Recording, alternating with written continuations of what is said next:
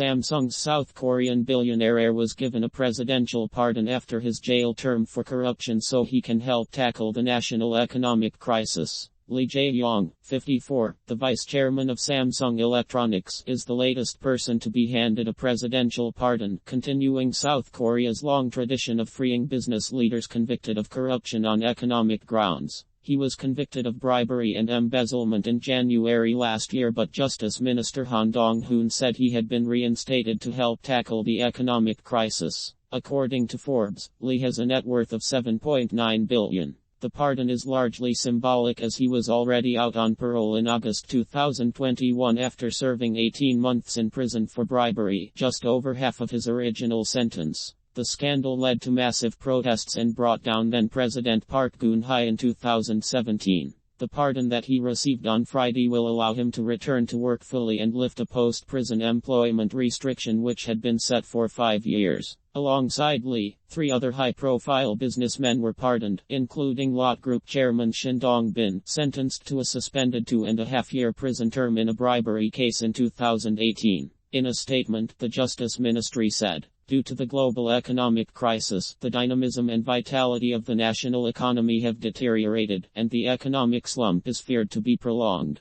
The statement added that alongside other high-level executives, Lee was given the pardon so he could lead the country's continuous growth engine through active investment in technology and job creation. According to the ministry, a total of 1,693 people, including prisoners with terminal illnesses and those near the end of their terms, are on the pardon list, ahead of the annual Liberation Day anniversary on Monday. This anniversary marks Japan's 1945 World War I surrender, in which Korea was liberated from decades of colonial rule, and it is typically celebrated each year with hundreds of prisoners being pardoned. After Lee's pardon was announced, he issued a statement which said he aims to contribute to the economy through continuous investment and job creation for young people. The 54-year-old had been jailed for offenses connected to a massive corruption scandal which brought down former President Park Geun-hye. He was the latest in a long history of South Korean tycoons who have been charged with bribery, embezzlement, tax evasion or other offenses. However, many of those convicted have had their sentences cut or suspended, including late Samsung chairman Lee Kun-hee, who was convicted twice. The tycoons often received presidential pardons in recognition of their contribution to the national economy. South Korea's President Yoon Suk-yeol today said that the pardons were aimed to improve the lot of ordinary people who had been affected by the prolonged COVID-19 pandemic.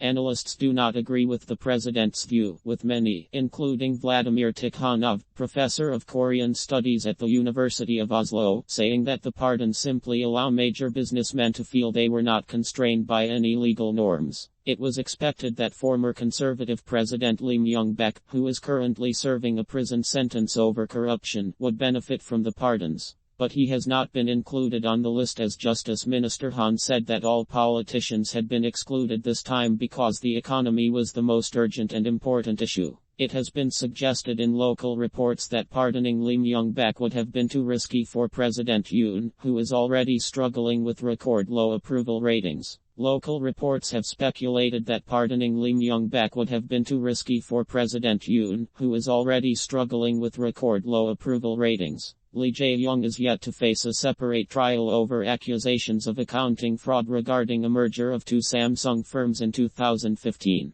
It comes after he was excused from a hearing in May in that trial to host U.S. President Joe Biden, who kicked off a tour of South Korea by visiting Samsung's chip plant, alongside President Yoon. Lee's pardon comes after Samsung, the world's biggest smartphone maker, with a turnover of about 1/5 of South Korea's gross domestic product, unveiled a 450 trillion won ($346 billion) investment blueprint for the next 5 years. The blueprint is aimed at making Samsung a leader in sectors from semiconductors to biologics and creating 80,000 new jobs. Lee's imprisonment was no barrier to the firm's performance. It announced a surge of more than 70% in second quarter profits in July last year, with a coronavirus-driven shift to remote work boosting demand for devices which used its memory chips. Samsung Group is the largest of the family-controlled empires called chaebol which dominate business in South Korea. Mr. Tikhonov said, "Samsung operated perfectly well without any pardon.